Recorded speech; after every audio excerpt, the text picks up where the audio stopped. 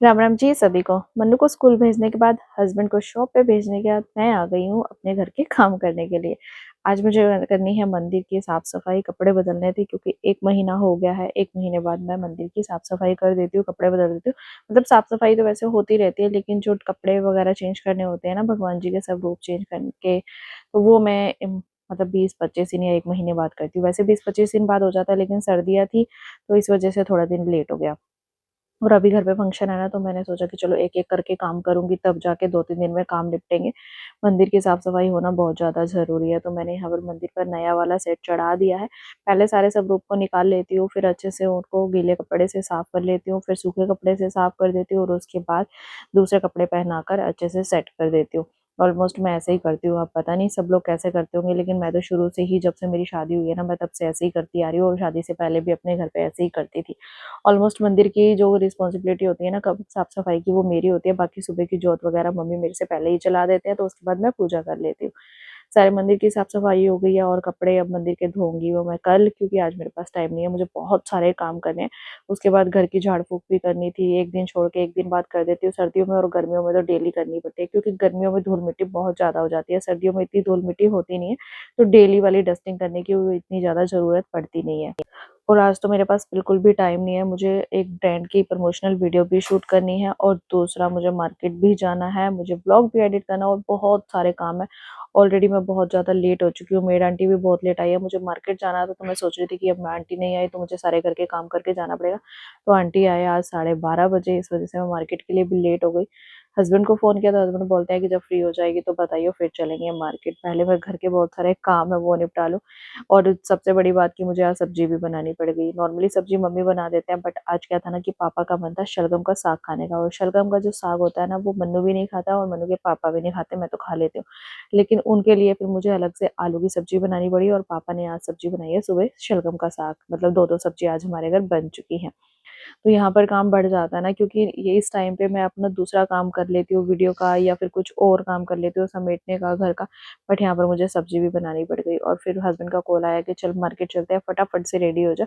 पता डेडलाइन दे देते हैं कि इतनी जल्दी से 10 मिनट के अंदर रेडी हो जा, मैं वेट नहीं करूंगा, नहीं तो मैं लेके नहीं जाऊंगा।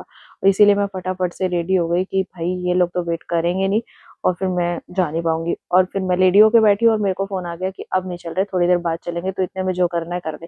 फिर मुझे क्या था, मैं तैयार तो हो ही गई थी। मैंने सोचा कि चलो मेरे पास जो वीडियो शूट करनी है मैं वही कर लेती हूँ, क्योंकि ब्रांड का ना यही दिक्कत होती है कि जब कोई प्रोडक्ट भेजते हैं ना, तो उनको इतनी ज़्यादा जल्दी हो जाती है, इतनी ज़्यादा जल्दी हो जाती है कि बस फटाफट से वीडियो को शूट करके भेज दो। भई हम यूज़ करेंगे तभी तो वीडियो के बारे में कुछ बता पाएँगे ना। मैं तो 2-3 दिन से पहले नहीं भेजती हूँ, क्योंकि मेरे को जब तक सैटिस्फैक्शन नहीं होती ना यूज़ करने के बाद, तब तक मैं किसी के साथ शेयर नहीं कर सकती। उसके बाद मैंने फिर घर पे लंच बनाया, लंच बनाने के बाद हस्बैंड आए, लंच किया, और हम आ गए मार्केट में। मार्केट में आने के बाद थोड़ा बहुत घर का सामान लेना था, और मेरे को 2 घंटे तो आराम से लगे, क्योंकि हमारी जो पानीपत की मार्केट है ना, बहुत ज़्यादा कंजेस्टेड है, मतलब बहुत ज़्यादा टाइट है। बहुत रश लग जाता है, जाम वाम बहुत लग जाता है, तो मुझे 2 घंटे लगे। और घर आई तो मुझे वीडियो एडिट करनी थी, ब्लॉग एडिट करना था कल वाला।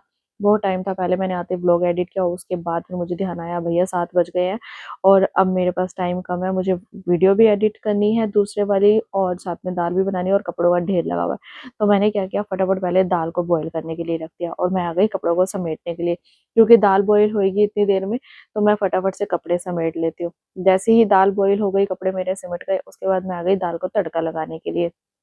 क्योंकि दाल को तड़का लग रहा है, इतने मन्नू को बैठा दिया मैंने पढ़ने के लिए, क्योंकि इसके एग्जाम चल रहा है, तो इसके ऊपर भी नजर डालनी बहुत ज्यादा जरूरी हो जाती है। अगर इसको नहीं कहो तो ये पढ़ता नहीं है, इसका ध्यान हो जाता है फोन में या टीवी में, तो इसके ऊपर भी नजर थी। और साथ ही साथ मैं अपना दाल को तड़का लगा रही थी, लेकिन मेरे माइंड में पता है क्या घूम रहा है कि मुझे वीडियो एडिट करके भेजनी है, भेजनी है, भेजनी है, लेकिन टाइम हो गया था बहुत ज्यादा लेट। इसलिए मुझे सारे काम ना बहुत हाई स्पीड में करने पड़े। बट क्या करे, करना पड़ता। पहले मेरा मन था कि आज ना बाहर से मंगवा लेती हूँ दाल, मेरा बिल्कुल टाइम नहीं था बनाने का।